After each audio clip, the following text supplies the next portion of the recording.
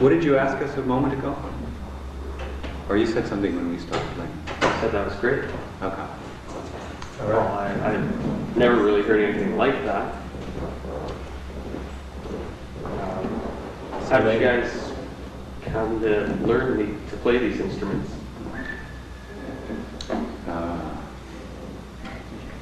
We made them. David made his instrument. I didn't make mine. This one's some 100 years, 140 years old. People have been playing music just like this for 140 years on it. I think part of what we do is all like the sculpture in this room. We're trying to actually fill the space with sound, much in the same way that the sculptures are filling the space visually. So a lot of what we do has to do with, I think, sound sculpture and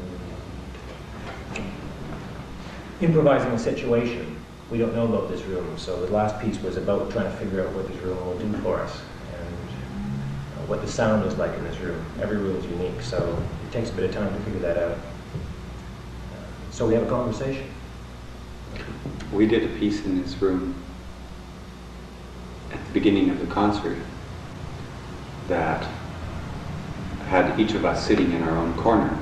When the audience was coming in, we were playing little sounds. We'll show you about 2 minutes of what we did. But I'm not going to move. But you have to imagine me now in the corner. Here, we'll help you with the camera too, because I keep switching back and forth. And you can see the violinist and his violin have just moved again. And we did these kind of things in the corners.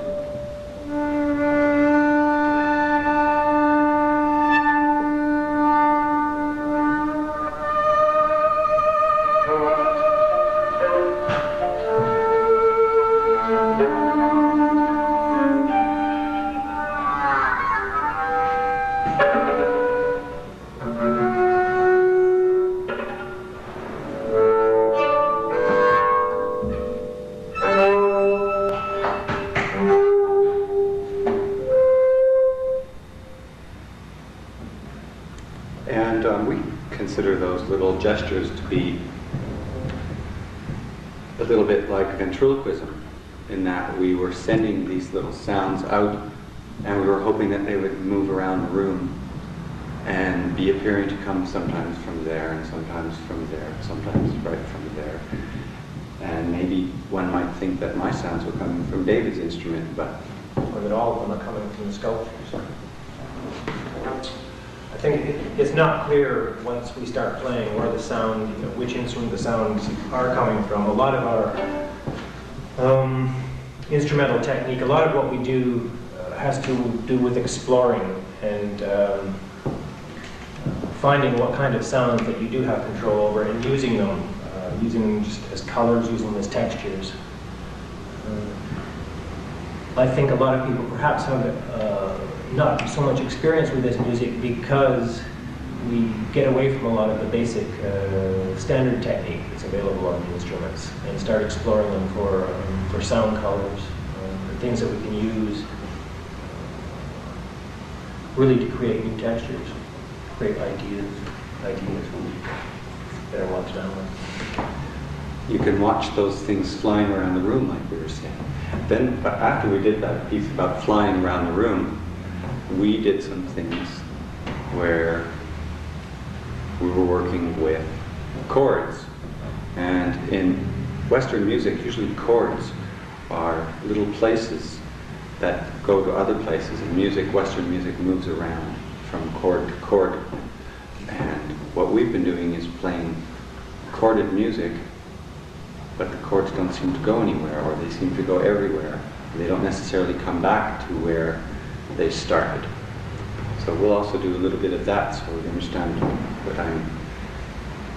Looks like a real demonstration video. I like yes. This is how to do it. This is sort of like a music -1 for new music aficionados. Put the tape on and play with it.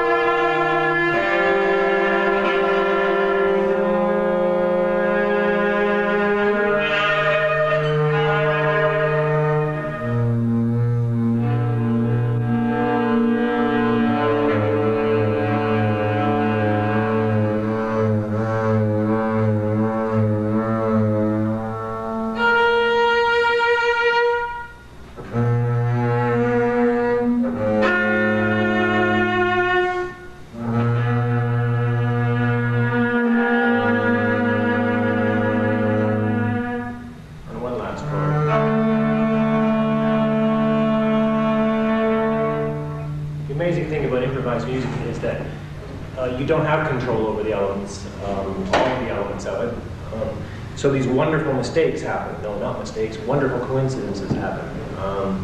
And we get good at looking at them. Mm-hmm. You realize very quickly when they happen, so that you make use of them. We may hit. Watch.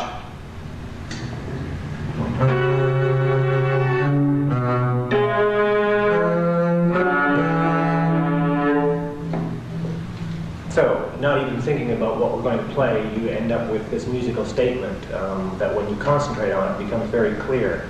And I think for us, specifically playing these stringed instruments, clarity has to be a very important element. When you're playing vulgar instruments like saxophone and drums, pure energy will get you through, in the sense that very strong playing creates its own kind of high fidelity presence.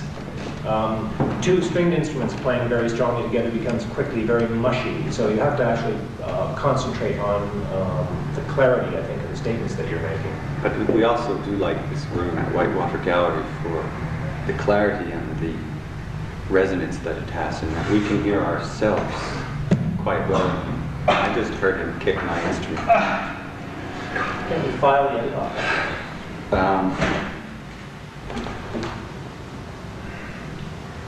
You actually do a solo piece, I think, at this point. Perhaps we should take a break now. Stop the cameras. We'll change our outfit. I'll just go come back. Oh, you want to do that? Yeah, you here. Just our outfit on. Okay. Well, I'll talk to you while you're gone. Yeah, I believe that. Both of us work out of Toronto, actually. I recently left Toronto, one of the great members of the Exodus that has been leading the big city, and moved north of Toronto an hour and a half. But we've been playing together, Marvin and I, off and on, more off and on for about 12 years. In a scene that began sometime in the 70s with a number of people improvising in, oh my God. And now, with a small community of us, we intend to keep this music going forever. As long as we can. This is my cravat, which I built because the bass, a full-size bass, is rather a cumbersome, fragile object to carry around. Airlines are very fond of roughing them up and causing thousands of dollars worth of damage, or else one has to buy a seat for the cravat, for the bass. So I built this cravat, and it folds down into a little pack that in turn fits on my back, and I can check it on an airplane, or I can in fact even ride it around on my bicycle. And this is the amplifying Coman. And it functions in the same way as a gramophone cone does. And it amplifies this shape, which perhaps is hard to see, but it's shaped like a necktie, and thus it's called the bass cravat. It has one of these on it. In fact, it doesn't have one of these, it has two of these on it. And it has four of these.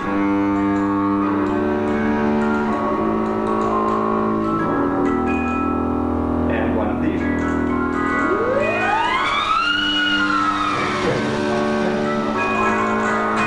In addition to one of these.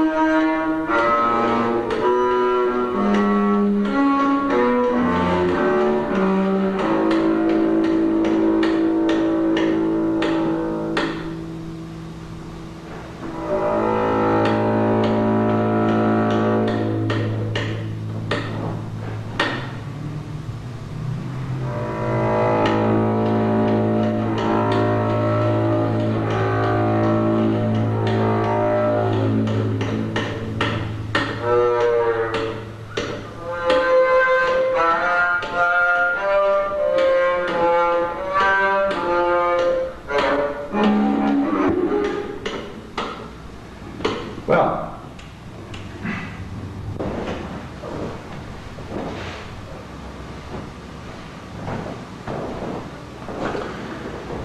as well as being a musician, I'm also an instrument maker, and I have been trying to create different versions of these two instruments, violin and viola,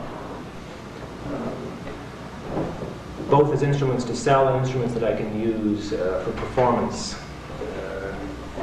As a performer, I found myself in a situation, I think a lot of instrument players are, that they can't afford new instruments or better instruments. So at some point, 8 years ago, I decided to perhaps make one that I could use.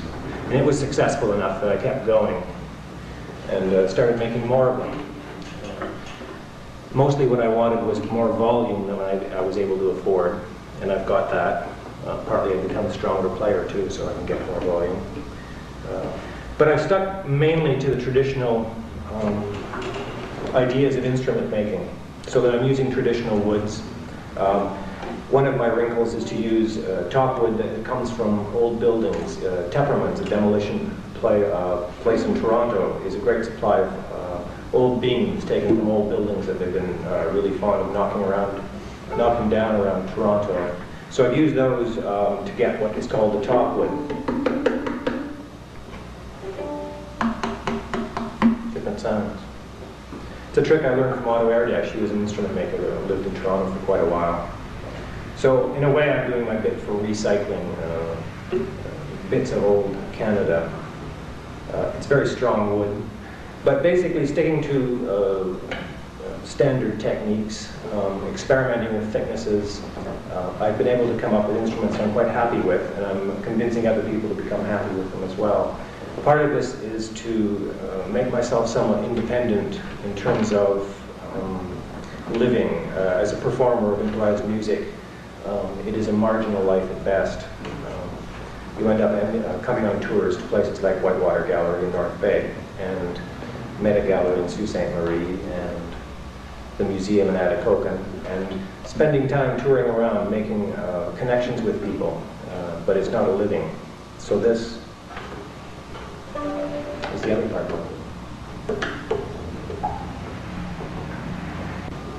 From Express!